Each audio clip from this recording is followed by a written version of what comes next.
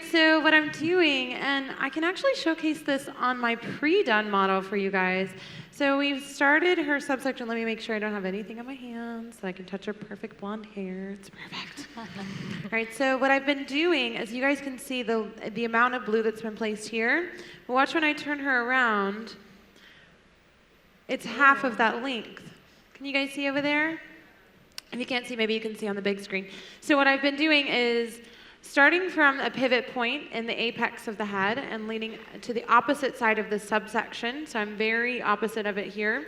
And each subsection moving forward is placed, and then the color is applied up to that meeting point, so you can see that they match up. So each point is being incrementally stretched forward to where you're creating a gradient and a blend without actually having to utilize another color. I would like to show them how I did it on a pre-done model. Do you guys want to see? Absolutely. Yeah. You know what? The reason why this is like such a good tool for you guys to use is because you can create colors that place a very bright color next to a very deep color. It will look like you have horizontally placed the color, but in all actuality, it's utilizing the shape of the head. And utilizing that over direction creates soft lines. So you can see here she just has a pretty flowy color, right? But watch.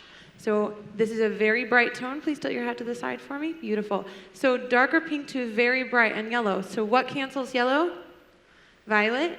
And we get scared to use those colors in the same scenario. But watch as I open her hair and we have a deeper violet-based pink. So we're able to melt colors that are very, very light next to colors that are darker.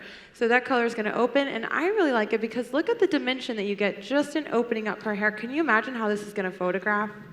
So beautiful. Like, holy monkey. So this is really what we're creating, is that when you open up the hair, you have this internal dimension here. Can you guys see that over there? How nice and deep and rich that is next to this very light color. So you can really hide it, or when she moves it or tucks it behind her ears, you can really showcase that color and she can have dimension. Look at that.